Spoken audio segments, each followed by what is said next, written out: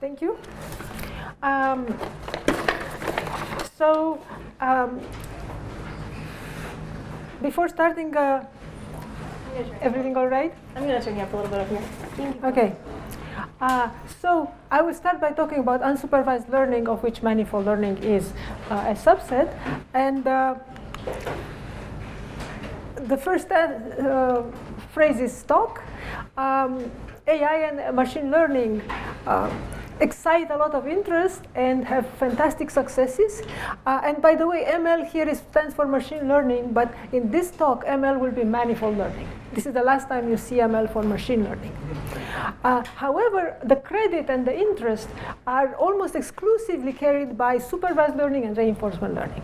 In other words, for learning how to predict and learning how to act. And unsupervised learning is in a state of neglect, which is incomparable to the other fields. It is much less understood. It is much less developed in the sense that, in every sense possible, including the fact that the interesting facts and the interesting discoveries are not even well known. And so I hope to change this state by at least communicating to you that there is something interesting in unsupervised learning, and one needs to know about it. Let's start with a comparison between supervised learning or prediction, which is, of which you heard from Frank the last two lectures, and unsupervised learning. The main difference is that in supervised learning, we know what the goal is. We want to predict y. And therefore, we know how to measure when we do well. We have an error, we have a cost, and every supervised learning problem and every reinforcement learning problem is driven by the cost of making mistakes. Whereas in unsupervised learning, we don't know why we learn.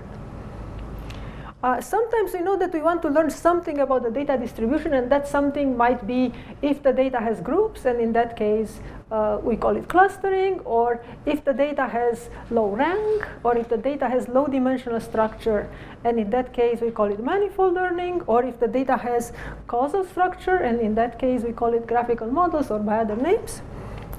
But first of all, even if we are looking for this structure, it is hard to define when we learned correctly. And I suppose most of you are familiar with clustering. You understand the problem already if you think of it. Defining the success of clustering, other than compared to something given by the user, which is already making it supervised, is very hard. So defining a criteria, an error measure, is part of the problem. Every person who works in an unsupervised learning field has to define the error measure. And that is not matching the distribution exactly, because what you want to do is to compress. You want lossy compression. So something that matches your distribution exactly is not learning. That is the hard part. And partly it is because unsupervised learning is like learning a language, or it's how humans learn to live in the world. It's one thing to learn to take a textbook and learn enough to pass an exam. That's supervised. And another thing is to just live in the world and learn about it. And how do you measure that you have learned well? This is the difficulty, the essential difficulty of unsupervised learning, that we don't know. The questions and the tests come much later after we have finished learning. And even if we knew what the test was, it's very hard to define. Like, we could define it, but that also is difficult, and that is difficult because in some sense, as I see it, unsupervised learning has to do with geometry, and intuition in high-dimensional geometry is very difficult. And I've seen it actually by observing very well-educated humans say things that seem intuitive, or like I've seen mathematics and mathematics as being reality contradict what people think is intuitive and natural. We don't have intuitions for high dimensions, and it's not going to be in this talk, but we don't have intuitions for combinatorics either, which is another high-dimensional thing.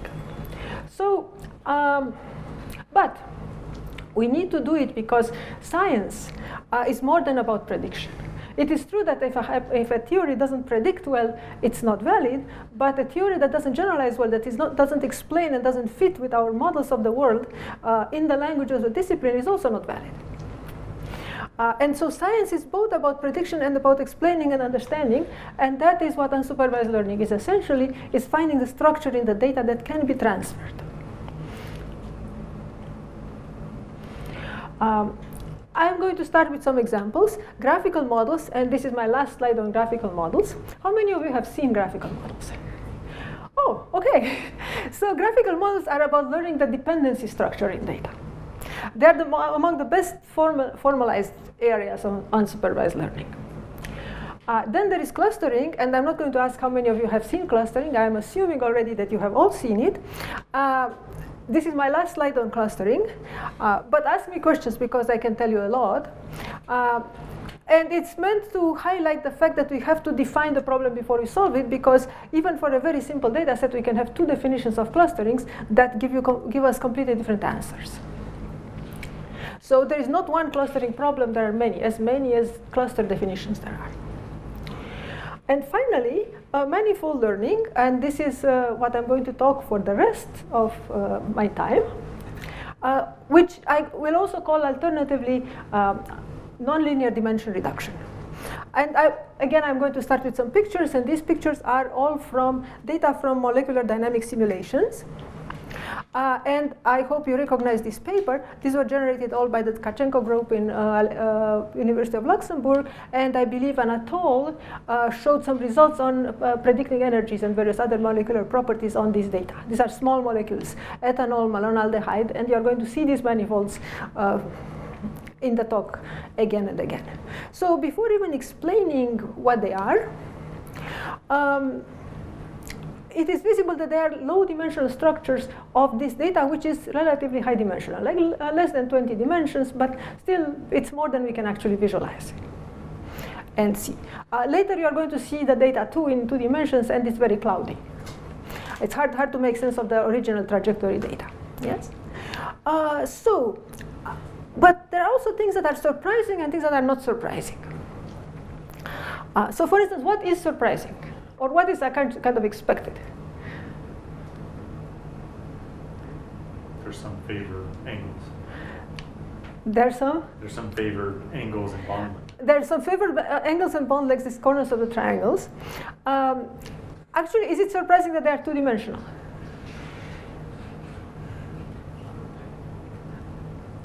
Probably no, because these dimensions, and actually it should also not be surprising that they are tori, because these are Hamiltonian systems, and if you think more, ethanol and malonaldehyde basically have these functional units that rotate with respect to each other, and that these 2 rotations in ethanol produce the two angles that define the torus.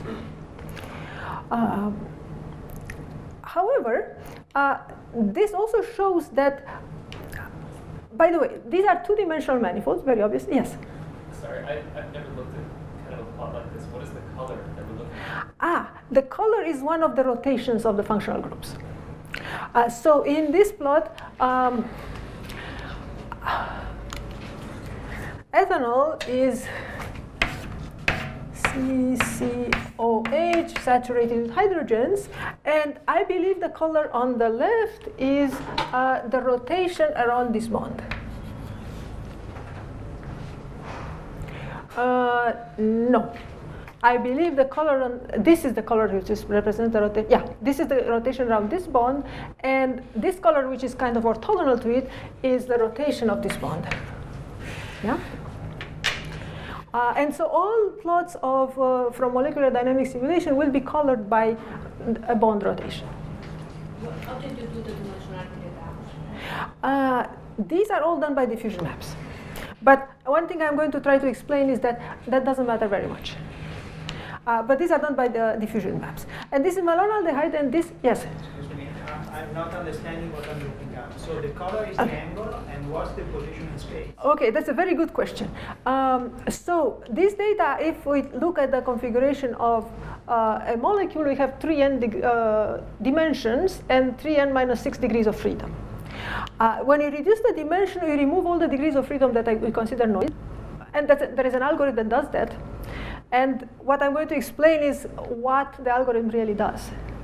because that is, if the algorithm decides that something is noise, we should know what is noise and what we are keeping. But essentially, we are keeping the slow motion of these molecules. So the long time scale motion of this molecule are the rotations around this axis, and the fast time scale motions are the vibrations of the hydrogen atoms, for example.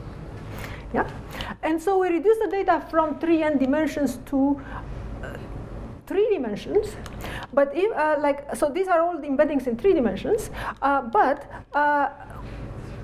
when we look at these 3-dimensional embeddings, we see that in fact there are 2-dimensional surfaces embedded in 3D. Make sense now? They're not spheres, they are tori. And one of the important observations is that for most molecules and for most manifolds, you need more dimensions than the intrinsic dimension. So the intrinsic dimension is the local dimension of the surface, which is 2. The embedding dimension is the dimension that we need to, the dimension of the points in which you need to embed the surface to preserve its topology. Yes? If we embed it in fewer than these dimensions, we would collapse it. Yeah? There are more questions?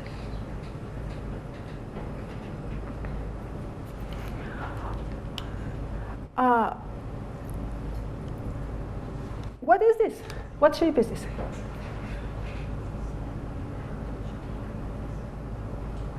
So it should be a dimensional, two-dimensional surface, but what shape is it?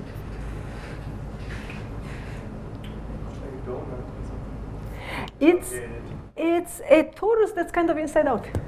It's a torus that's inside out in 4D. So it's a 4-dimensional torus essentially. So a torus has a 3-dimensional embedding and a 4-dimensional embedding. And what came out of here is a 4-dimensional embedding of a torus. And I mean, there's no way to turn this into this torus in 3D. Yeah. So this can come out, and that's another reason to actually study the mathematics of manifolds, because just by the naked, so this whole talk and my whole research is very much for the purpose of having a computer tell you what's there instead of relying on a person's eye to decide on the geometry of the data. Yeah, because that makes, in the easiest case, in the worst case, it makes our work easier, and in the worst case, in the best case, it avoids mistakes that we can make. Yeah. Also, what I'm going to show is that these sharp points are not in the data. These are artifacts of the algorithm, and diffusion maps is actually in some sense, is the best algorithm there is. And so this slide should also be a reminder that every algorithm deforms the data. And I'm going to talk about how to redress that. That can be fixed, as long as we actually remember not to take the result of the algorithm at face value. Okay, so now what is dimension reduction? With another picture, which is a much simpler picture. These are, I hope you can see that these are images of faces. So these are high-dimensional objects, but in fact they have clearly 2 degrees of freedom. One is the left-right rotation, which is along this axis, and one is the up-down rotation, which is along this axis. So this data can be described by 2 continuous parameters, these rotations, even though it's high-dimensional. And this is what manifold learning does, discovers these parameters and reparameterizes the data in fewer dimensions. Usually the sample size is large, and I hope I will return to this and tell you why the sample size is not just that it's large because we have big data. The sample size has to be large because the task of manifold learning requires big data. It's a task where we learn very many degrees of freedom in some sense. It's a non-parametric learning problem, and so it will not be successful unless we do have many, many, many data points. And in that sense, it's much more data intensive than prediction. I'm going to skip this slide. This just repeats what, oh no, maybe not. Okay, so why do we do it? Obviously, we can compress the data, and if we compress the data, we save space. That's not necessarily always, well, I have heard about amounts of space here that I didn't dream ever existed. So, but if we just want to store molecular configurations, there is probably enough memory there around there to store them. Contradict me if I'm wrong. However, lower dimensional vectors are much faster. Algorithms on lower dimensional data run faster. So that's one reason. Like every computation will be faster if you have fewer dimensions. But that's not our main goal. Our main goal is to understand the structure of the data, to discover the structure of the data, and we believe that if the data can be described by few parameters, this reparameterization, which in this community is often called order parameters or collective variables, is valuable scientifically. And that is the main goal. And again, what it will do is to find the largest scale features that are interesting and suppress the fine scale features. So it's going to throw away some of the information in the data. Okay.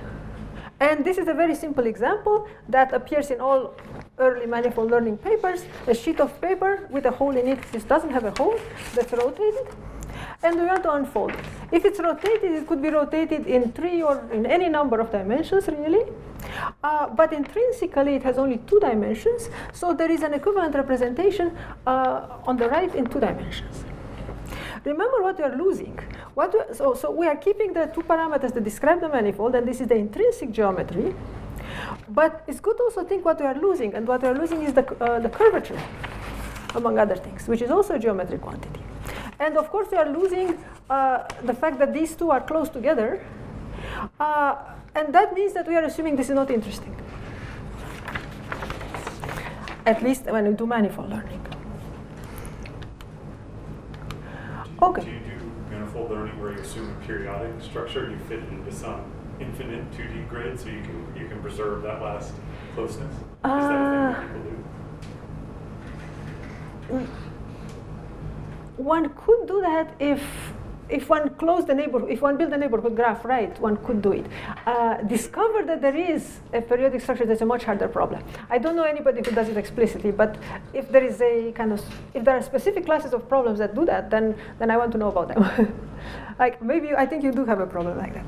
Okay, so now about the manifold learning algorithms, and well, it's not going to be slow, but in some sense this is not the main point. Okay, so.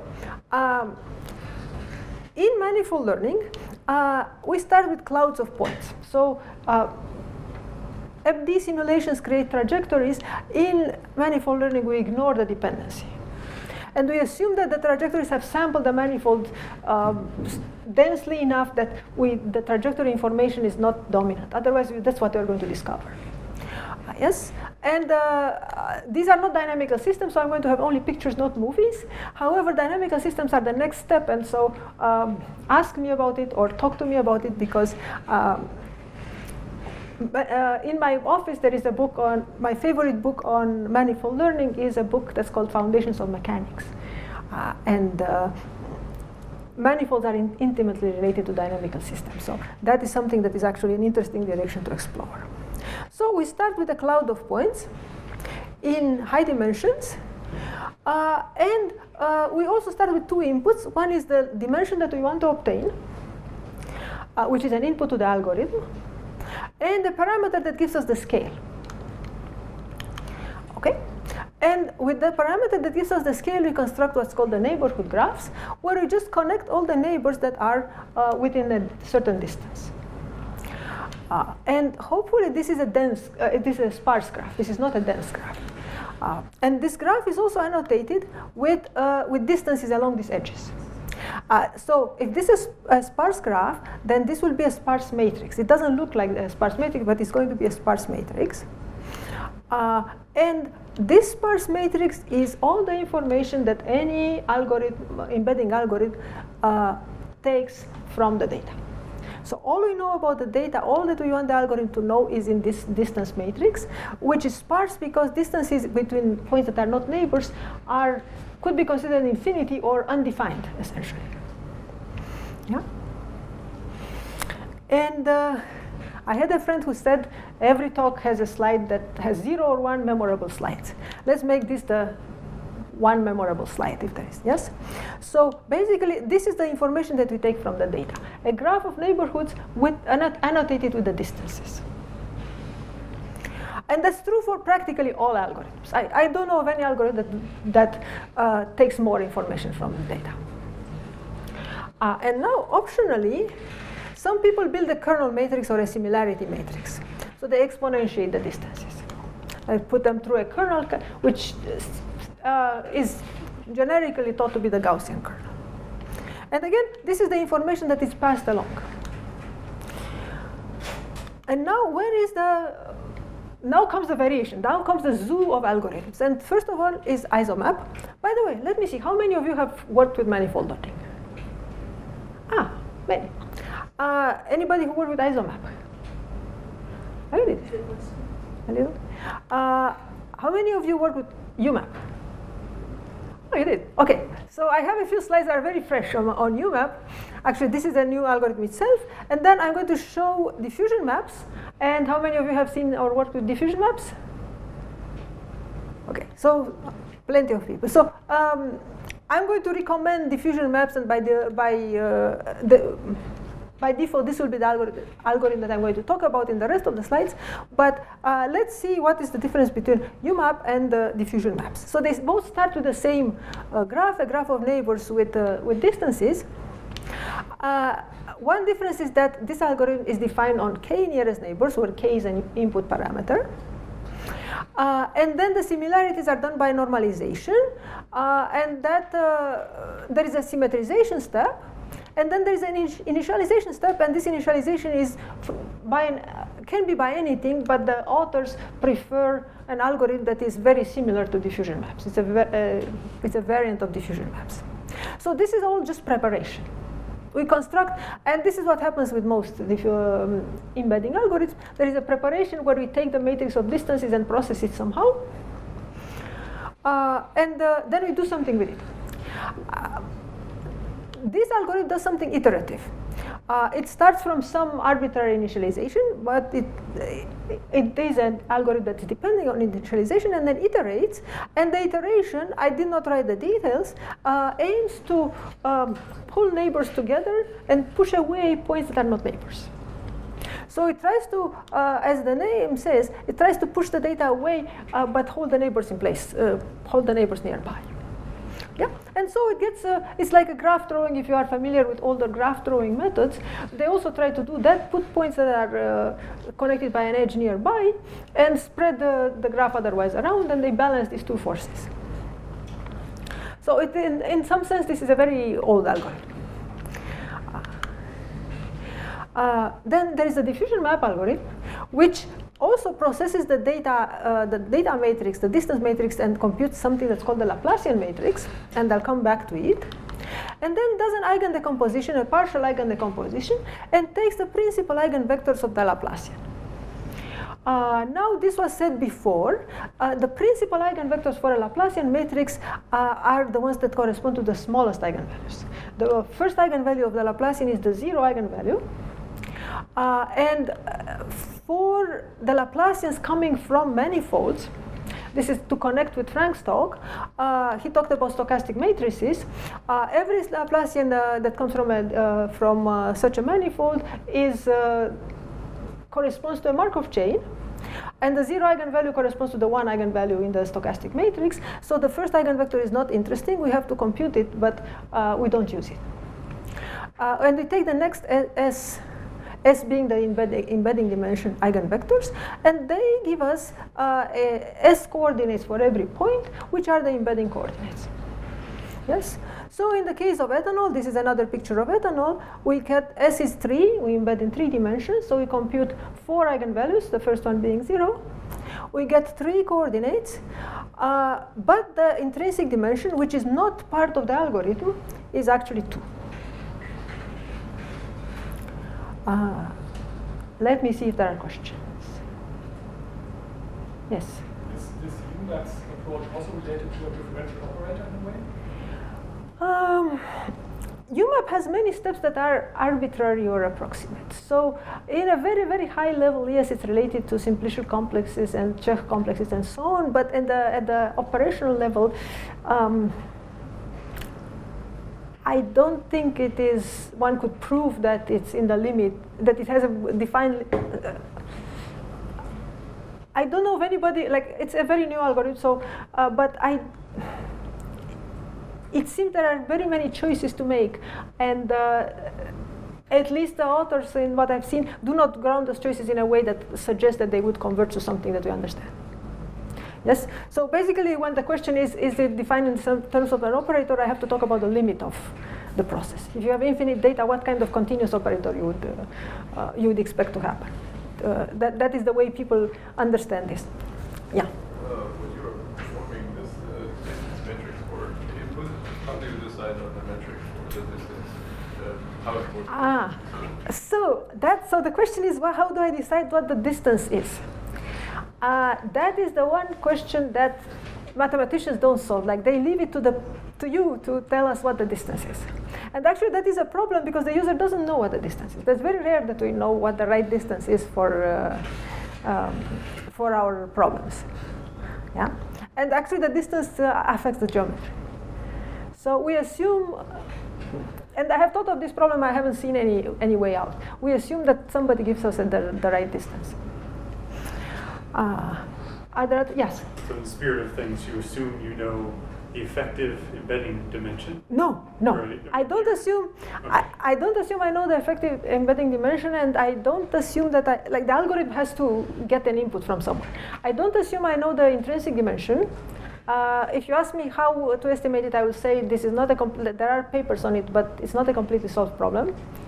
But no, I don't assume besides the original distance between points, I think I don't assume anything else in general. So there are methods for doing almost everything. But here you had to pick your S. Yes, because this is an algorithm. You have to tell it in advance, yes? And actually I'm cheating a little because diffusion maps doesn't need D, it needs S, yeah? But later, if I have time, I will talk about a method that's very recent. It's Yucha's work, very recent work, that actually can check that you have enough dimensions. It's a hard problem, actually. Mathematicians can't tell you. It's really hard. Yes? So what's the role of the bandwidth? The bandwidth is h is the same as epsilon. Yeah, it's just the kernel bandwidth. It's the scale. Yeah? Other questions? By the way, this is not the same ethanol that you saw before. So you should suspect this, basically you have already seen ethanol twice or 3 times, and it looks slightly different every time. That's something that you should be aware of, yes? So, yeah. I guess on the same question of choosing the number of slow modes, do you typically look for a gap in eigenvalues or something like that? Is there a heuristic?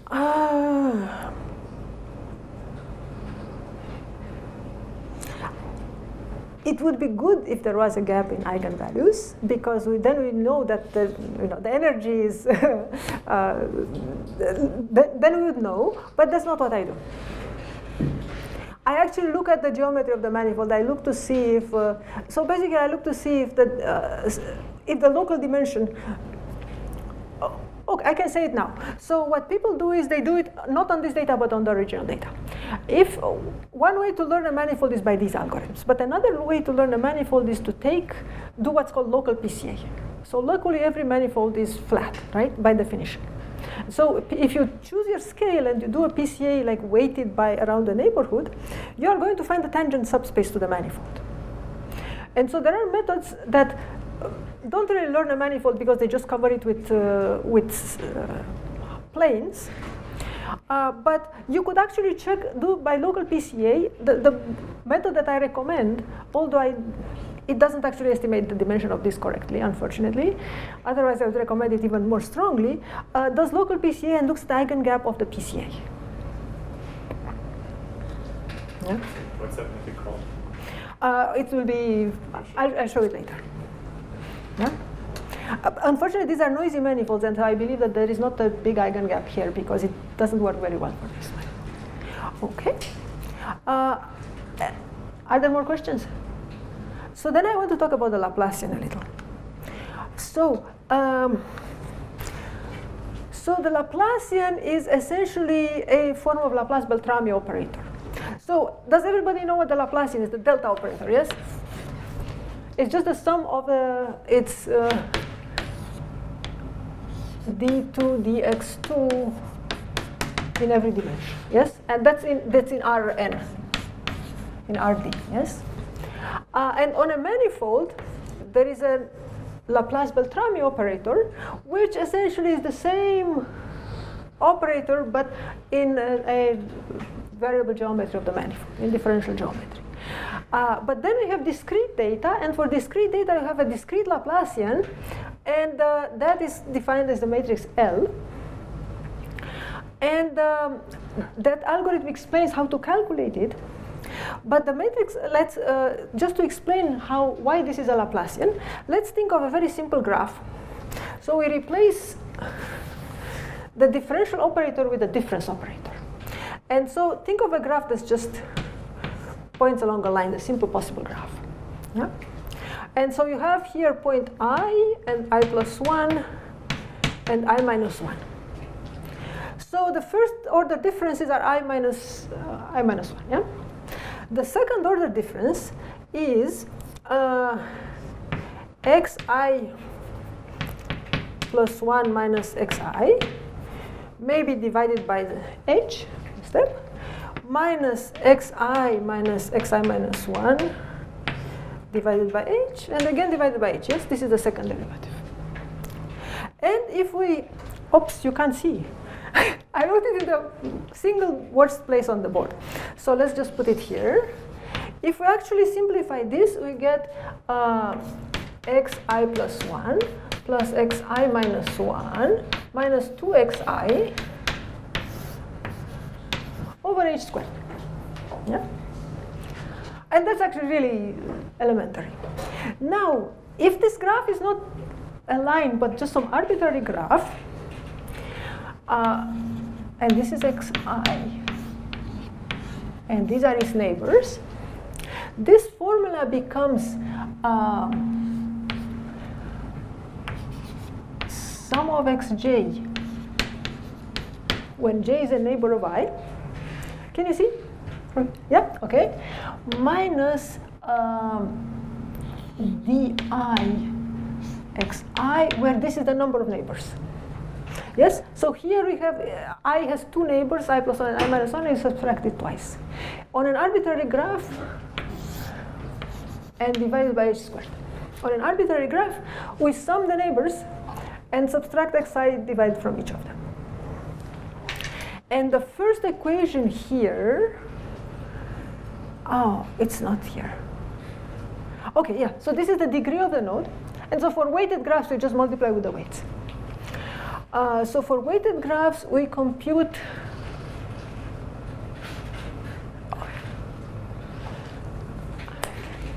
okay, and now there is another step that's missing, which is a normalization. If we normalize all this by di, we get something that's closer to that. So that this doesn't map directly to that, but this is what a discrete graph Laplacian looks like. Yeah. If the edges had unit length, and then if the edges don't have unit length, we have to, things get more complicated, but this is the idea. Yeah. And now, as you notice, this formula, there is a distance, a big gap between this formula and that formula. Yeah? And that gap has to do with the limit of the Laplacian. So as I just said, if we want to analyze an embedding algorithm, we have to think, so we say that we have data, we want to estimate a manifold. Yes, a manifold is a continuous object, the data is discrete. So the way to analyze the algorithm statistically is to say, what if we had infinite data? Could I recover the whole manifold if I had all the points on the manifold? And because the Laplacian is something that is being used to estimate a manifold, what we want to know is if this L goes to, for instance, if we want to estimate a graph Laplacian, we want it to tend to the manifold Laplacian in the limit.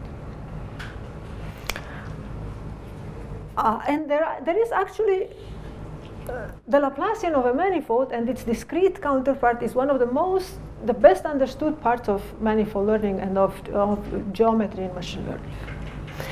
And the answer is that if we do something naive like this, then this is not true. A naive Laplacian converges either to some converges to the graph manifold Laplacian plus some other terms, and that other terms depend on the gradient, usually depend on the gradient of the density. So if U is some potential, then they depend on the gradient of the potential, the gradient of the density, whatever you want to put here, by some things. In other words, if the geometry is nonlinear, then estimating the manifold and estimating the density kind of interfere.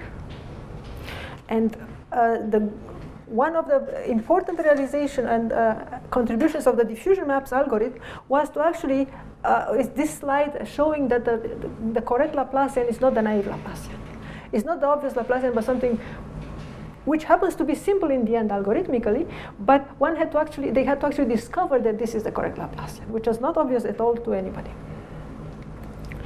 Okay, so this is one of the few theory slides here, but it is important to understand that there is a core of mathematics that supports these algorithms and supports our understanding. So for instance, I'm going to use Laplacian in my work instead of other methods because we know much more about the Laplacian and its convergence. Okay? So now I presented 3 algorithms. There are many more. Let's look how they work on data. So again, this is the rolled up sheet of paper. Here is the original sheet of paper. It's only rolled in 3 dimensions. And these are various algorithms, and they're output into 2 dimensions. So they all should give us the sheet of paper back. But is this true? No, it doesn't. It's not. And this is used to be a big problem in manifold learning. That basically if, let's say, I use isomap and get this embedding of the data and say, hey, look, this is how this explains my data, this describes my data, and Yucha comes and says, no, it's this one, who's right? And maybe somebody else, maybe Sam comes and says, no, it's this one.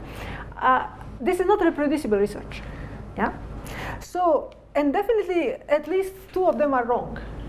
So we want to have a consistency between algorithms in some sense, or to declare that one algorithm is the winner.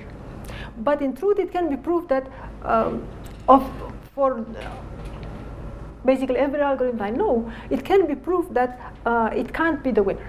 No algorithm can get what's called isometry, which is perfect recovery of the intrinsic geometry on every data set.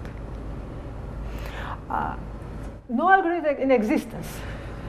We know that isometric embedding is possible. There's a theorem by John Nash. But none of the algorithms that exist can achieve that. You said to me a minute ago, which is that several of these are wrong. But again, part of the problem is defining it's hard to define what right is. Yes, okay, so yes. It sounds like you have something yes. You want to say there is a right or wrong. Yeah, so that comes next. Like, what is right and what is wrong about them? Because in some sense, some of them are right. Okay, so let's go to this line. This is principal components. This is obvious. This is wrong in all senses because what it does, it creates neighbors where there are no neighbors. Points which are far away now becomes neighbors. That breaks the topology, so it's not a continuous mapping from my data. And all the algorithms that create neighborhoods and that collapse the data, like these and these, are wrong in the sense that they don't preserve the topology. But these algorithms do preserve the topology. They give you different geometry, but they do preserve the topology. And in the differential geometric sense, they are correct. Yes?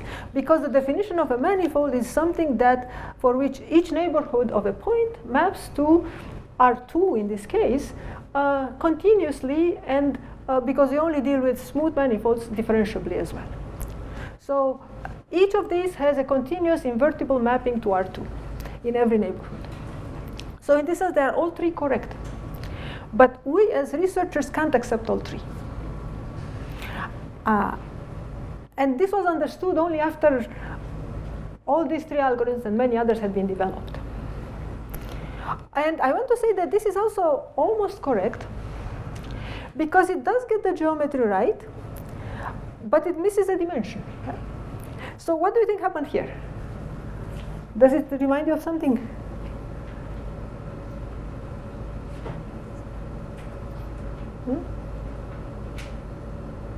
So these are the first 2 eigenfunctions of this Laplacian.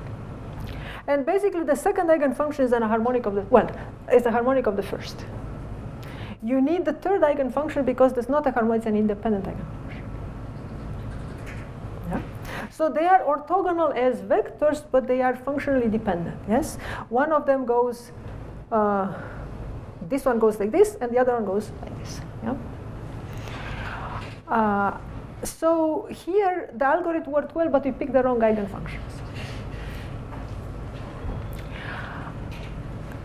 And these three algorithms are topologically correct, but they are geometrically not correct because they distort the distances and they distort other things. Yes, these have nonlinear distortions. This has a linear distortion. It can be corrected by an affine transformation. So in some sense, they are all correct up to the geometry. And that's the goal of the next part of the talk, metric manifold learning. So if we want to preserve the metric, and we do, then we have to think of Riemannian geometry and Riemannian manifolds. So I'm going to skip this slide. Okay, no, I'm going to go and let's see. So if we have a manifold and we assume it's always smooth, then G, the Riemannian metric, is something that associates to every point basically a matrix. And that matrix is called the metric. It tells us what are the angles and distances locally around this, in the tangent space around this point. Yeah? And if you're familiar with nonlinear geometry, then you understand this. And if not, just think that at every point I have a matrix, and I'm going to show you in a picture in a moment how that looks like. So if we want to learn a manifold and preserve all the intrinsic geometry, we have to learn M, but also the G, preserve the Riemannian metric of the original data. And then we have recovered the whole intrinsic geometry. And that should be a unique representation of the data. Okay, so how does the Riemann metric recover the geometry? If we want to calculate a volume, then the determinant of G is basically the volume element. That's what a metric is. And if you want to compute lengths, then the elements of G enter in the length integration formula. So again, that's what the definition of a metric is. Yeah? And so now, as I said, given data, we want to estimate both the manifold and the metric. So this is how it should look like. These are those same faces, but previously they were embedded by isomap. Now they are embedded by another algorithm. And we get a different embedding. Now these ellipses here are the metric. Yeah? And so what does it mean? It means that if I go along this obviously distorted place, and I see that this is kind of this long, in fact I have to multiply this distance with the width of these ellipses, which says, oh, this is actually much shorter because these widths are smaller. So this says that if I compute lengths this way, I have to shrink the length by the unit in each place. And if I go this way, then the lengths are longer than they appear because I have to multiply them by the long axis of the ellipse. And so once I have done this, it doesn't matter how the manifold looks, because all the geometric quantities will be correct, will be the same as I would have measured them in the original data. Modulo is smoothing. Yes? So this is also smoothing of the data. So if the distances were computed along paths that are zigzagging, here they will be slightly different because they have been smoothed. Yeah? And now, as I said, this is invariant to the parameterization. So if I compute it for 3 different embeddings of the same data, they will look differently, but the ellipses will also be different because they depend on the embedding. So distances computed in each of these embeddings should give me the same number. And I don't know if I have a slide. We did the experiment. No, I don't think we have a slide. We did the experiment, and indeed, if you do this, you get the same number up to some sampling noise, essentially. And so this ensures that one can preserve the intrinsic geometry of the manifold with any algorithm that preserves the topology. So in particular, this one would have some problems, but these two are essentially equivalent. Is there a question there? Yeah. You're still computing the coordinates in the Laplacian case by looking at the eigenfunctions. How are you finding the G? That's the next slide. So how am I finding G? There is a very well-known relationship between the Laplace-Beltrami operator and G. And that's lucky because the Laplace-Beltrami operator is something we know already. And that is that the Laplacian-Beltrami operator applied to a function in coordinates looks like this. Yeah? And this is just essentially by chain rule applied twice. And so what we want is, what we want is to estimate the Laplace-Beltrami operator and get G from it. So we want to invert this formula. And it looks very messy, but it is done as usually things are done, and physicists know this very well, with test functions. So if I apply this formula to an arbitrary function, I get a mess. But if I pick my function carefully, like here, then lots of things will cancel, and I get just one entry in the inverse of G.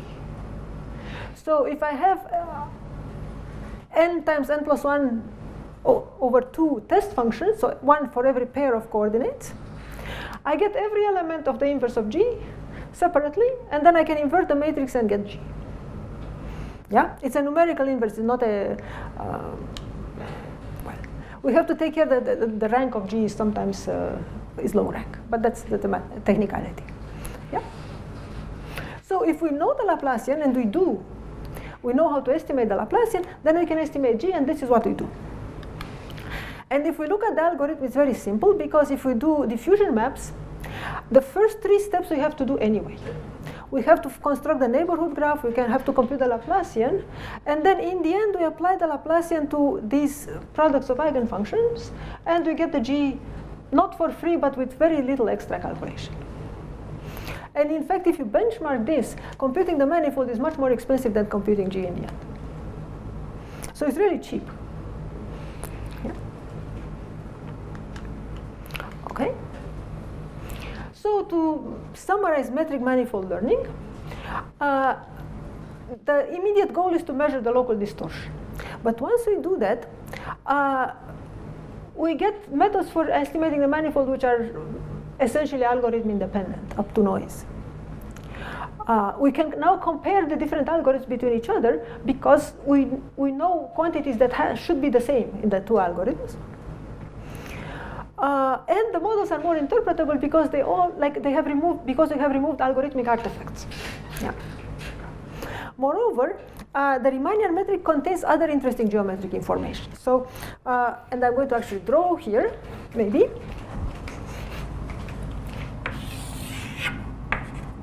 So we have some ellipse at P. What do we know besides the distortion? The rank of this matrix tells us is mathematically so suppose we have a torus that's embedded in 3 dimensions. Yes. The rank of the Riemannian metric is equal to the intrinsic dimension. Yes. So this gives us information about the intrinsic dimension. Also, what it tells us is that, and you saw that in the deformed faces manifold. Maybe if I know the distortion, I could do some relaxation and stretch it back to where it was and get actual isometric embedding. Yeah. I have a question. So the way you define it, the metric seems to be depending on the type of graph that you construct. It shouldn't be, right? So if the graph that I construct allows me to construct a Laplacian that converges to the true Laplacian, then in the limit, this should also converge to the Riemannian metric. Should be correct. Yeah, they should. If my Laplacian is biased because I have the wrong graph, then it's my mistake because there is a paper that says how to get the right graph and the right Laplacian. I mean, the diffusion map Laplacian is not the only unbiased Laplacian. It's just the most useful or easiest to get in some sense. It's not the only one. And just what about the relation? I mean, I don't see it. I mean, the way you describe this construction, I've heard this before. It was not the first time I'm hearing it. This construction of this the renormalized graphs. I'm not convinced that the construction gives me an object that is well defined mathematically. That's all. Oh, so there is a proof, and it's pages of small constants that cancel and decay. Yes. Okay. So basically, it's all the small terms that go to 0 fast, and what is left is. Where can I read? Koifman and Lafont 06. It's, I mean, you can ask me later. Yeah? Okay, moreover, the D principal vectors of this manifold give me the tangent space in my embedding. And there is also other information. So this is a treasure trove of good information. Also, if this happens to be a circle, then I have isometry, and I know that I have isometry. Yeah? And we will exploit this information in various things, various other things that we do. But now I want to go to the second part of my talk, which is the manifold learning sandwich. So I talked about algorithms, and my conclusion was that it really doesn't matter. If you construct your graph right and use a decent algorithm, and the data is close to a manifold, you should get a manifold that is isometric to, well, mathematically isometric to what you started from. And so what seemed to be the meat of manifold learning is actually the easiest part. So the conclusion so far, and if you have forgotten what was the first memorable slide, and make this the second, you have a chance to make this the second memorable slide, is that any manifold algorithm will do, and what is important is what you put before and after. This is just like a burger. Like they can put any meat as long as whatever else is put there is interesting. It's true for manifold learning, maybe not be true for burgers. So it's much more important that you do the right things before and after, because then you are going to get something that's reproducible and understandable and that has the right mathematical properties. And when I say the right mathematical properties, it means you don't introduce biases and artifacts in the result. That's the most important thing. You don't want your algorithm to tell you things that are not in the data. So what distance measure, we already dealt with it by saying this is a problem that the user has to solve. We don't know how to solve it by mathematics alone. What graph, we talked about it. What bandwidth? Okay, so this is the paper that explains what graph. My group has an earlier paper that shows how to choose the bandwidth, and that is based on the Riemannian metric. I will ask you after I finish this which ones you want to see. So prepare to vote. What intrinsic dimension? This I described it very quickly, and this is the paper that I was talking about. 2011, I think. This paper is the one that describes how to find the intrinsic dimension by local PCA. That paper has a really complicated way to choose a certain parameter, and if we use our method, we get a much faster and simpler method that does essentially the same thing. So just a variant of this method. How to compute the embedding dimension?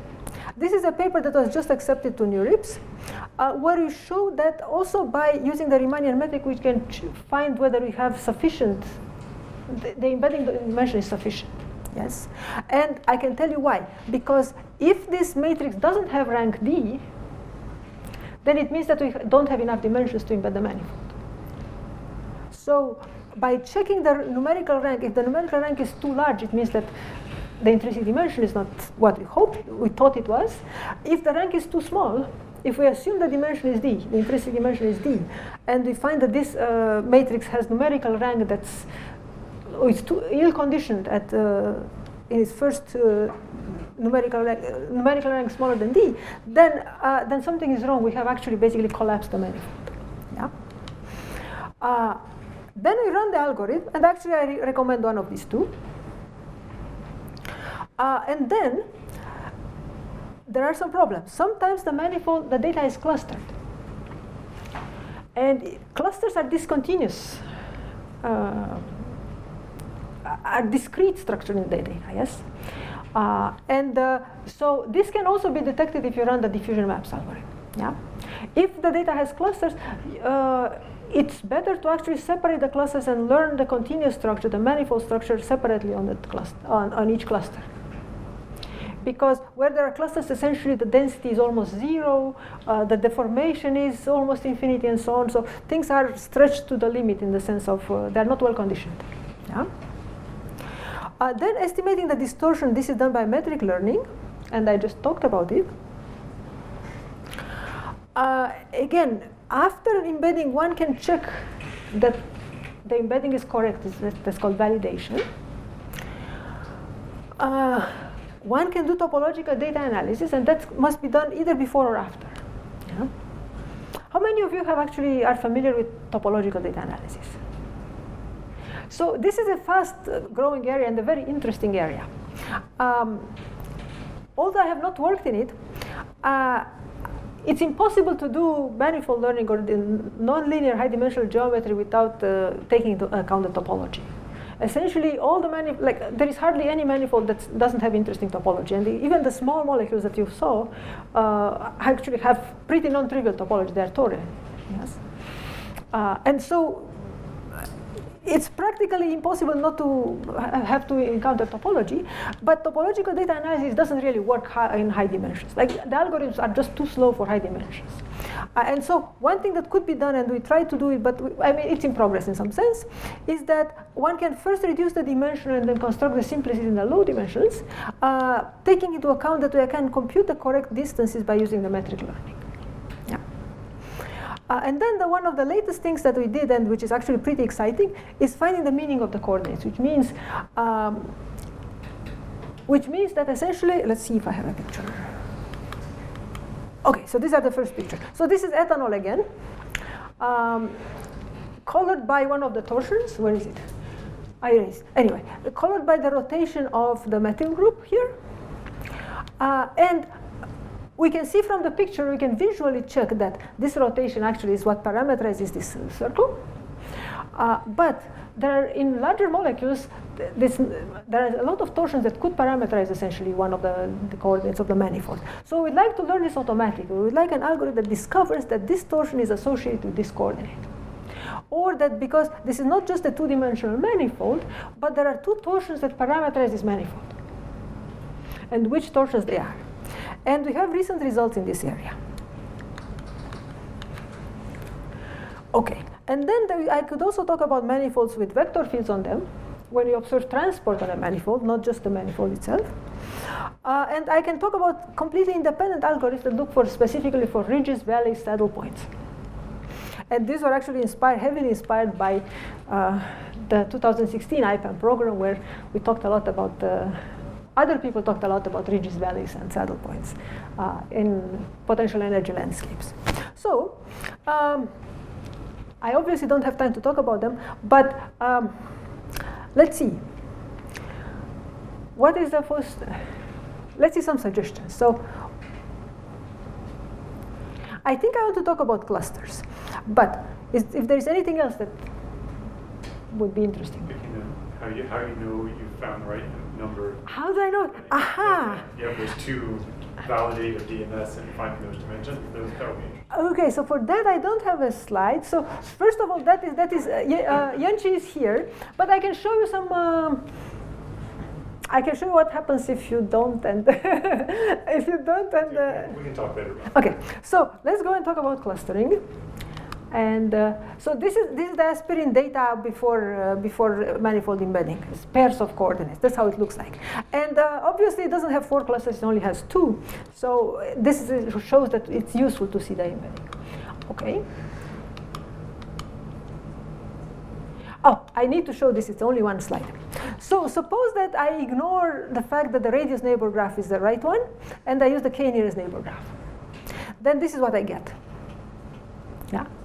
A lot more distortion. So the k nearest neighbor graph favors splitting the data into clusters much more brutally. If I actually use the radius neighbor graph but forget to normalize by the density, then this is what I get. No, this is actually no. I think this is KNN, but with the correct normalization. So if I take the KNN graph, not the radius neighbor graph, but do the normalization, I sharpen the corners, but not quite so much. It's almost invisible, but if you actually measure, you see that the difference is not. If I forget to normalize too, then I get something that's, it could be rectified, but it's extreme deformation. Yeah? Okay, now a few minutes about the clusters.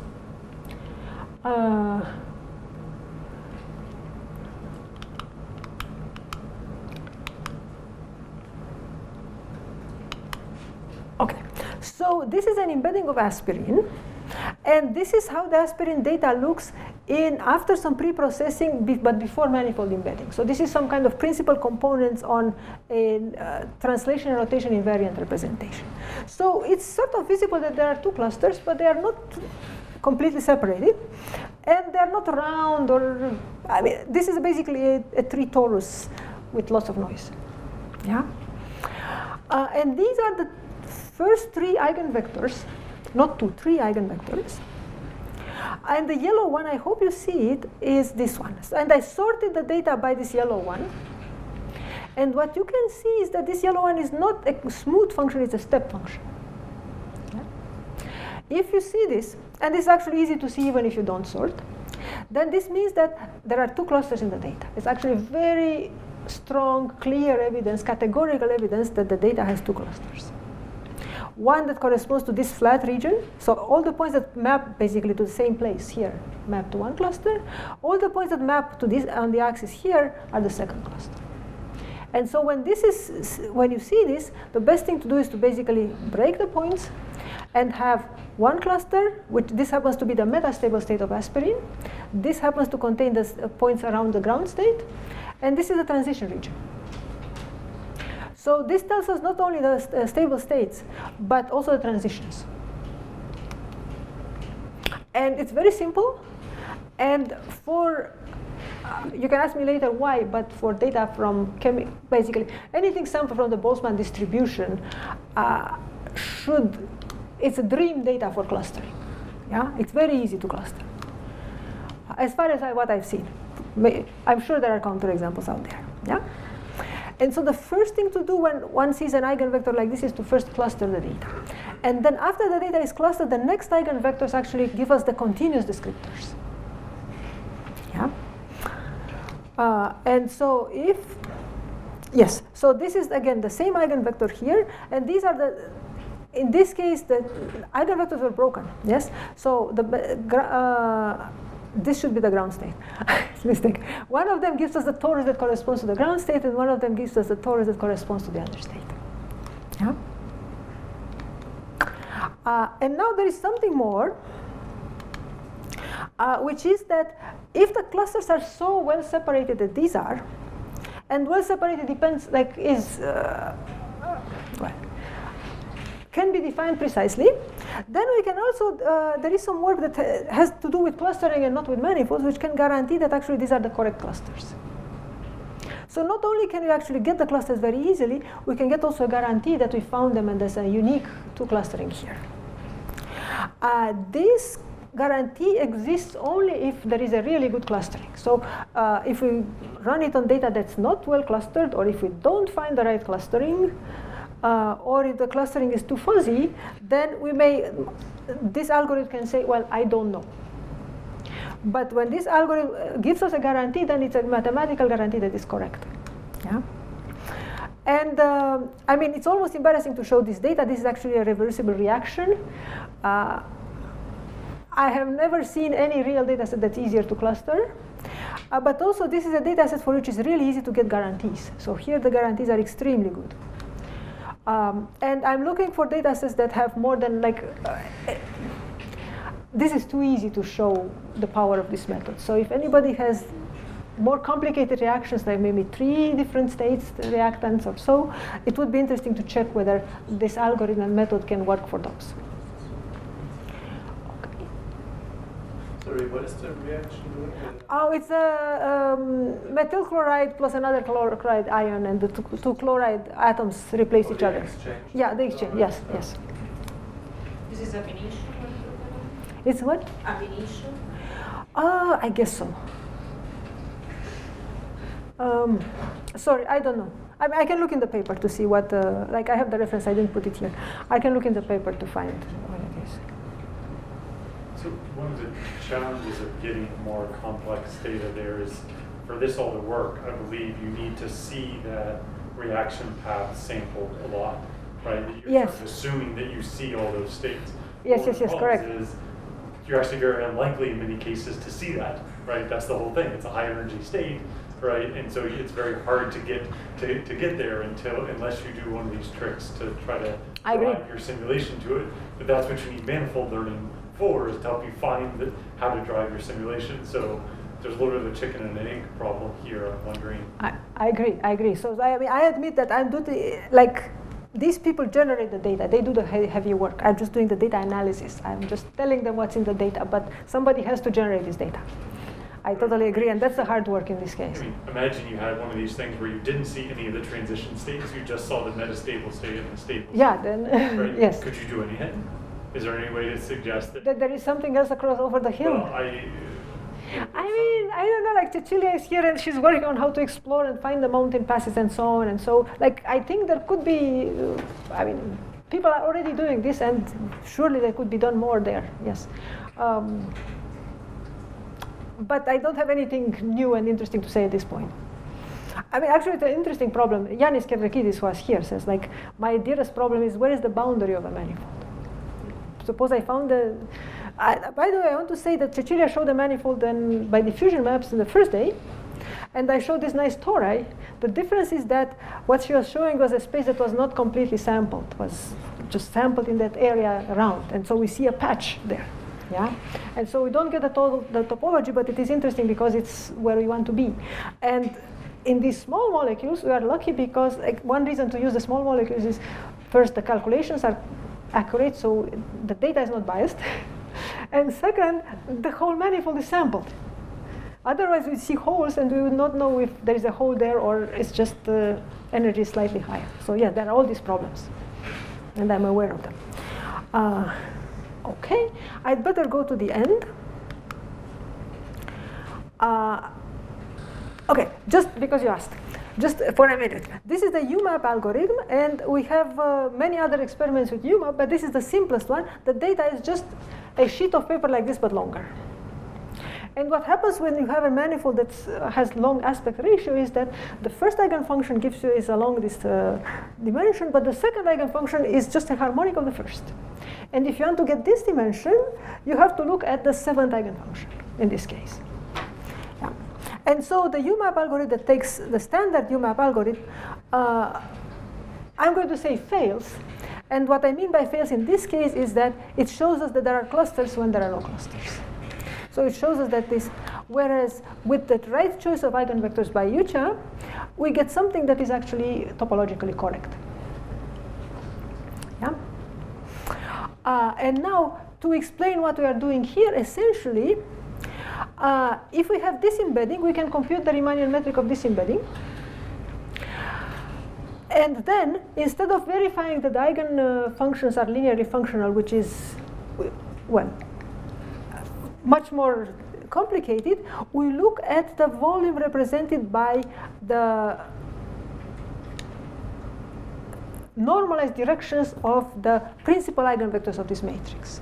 Yeah? And this is a bit messy, but basically, if you have two coordinates that are along each other, that volume will be small. If you normalize correctly, to remove the fact that you have distortion always, so the volume is never 1, then you are going to get small volume if you are in a place like this, or like this, and you are going to get large volume when you are in a place like this where the manifold is full dimensional. And so this tells us whether, point by point, whether the manifold is full dimensional there or the dimension is collapsed. And the way to have a collapsed dimension is to either not have enough eigenvectors or to have eigenvectors that are functionally dependent, or to have eigenvectors that essentially are only functionally dependent and partially. That can happen actually. For large manifolds, there are lots of things that can happen. Yes? But essentially, it lets us detect when we have not a full smooth embedding, when we have collapsed the dimension. And that's all I know how to do, but at least this gives us a partial way to get information about the local quality of the embedding.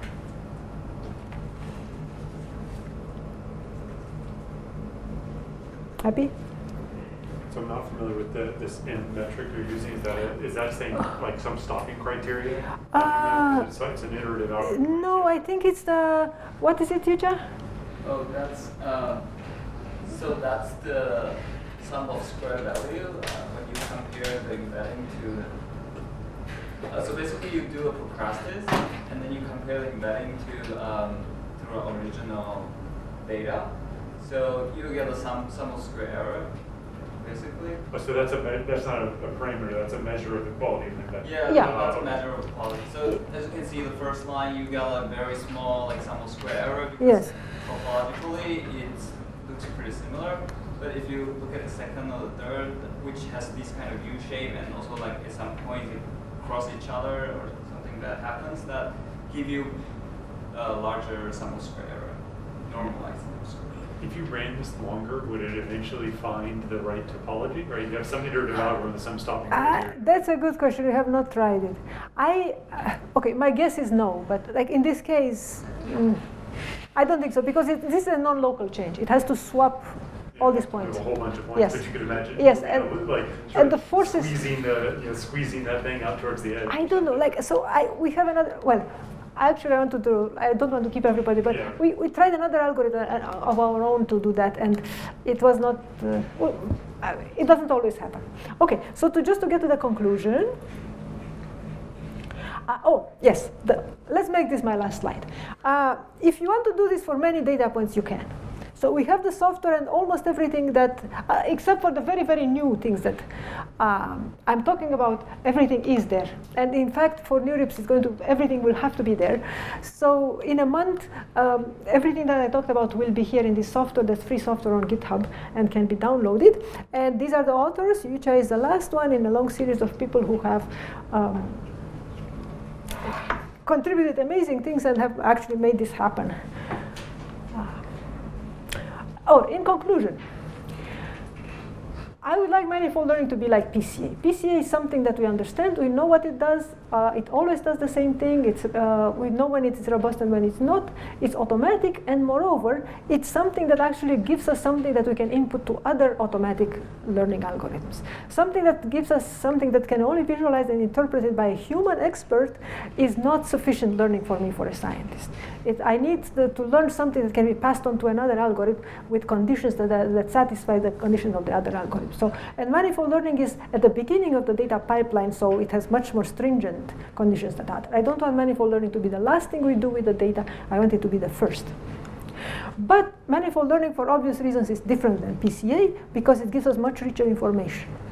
And some of these problems, actually, most of them are not solved. So there is a lot of work to do. And with this, I thank you.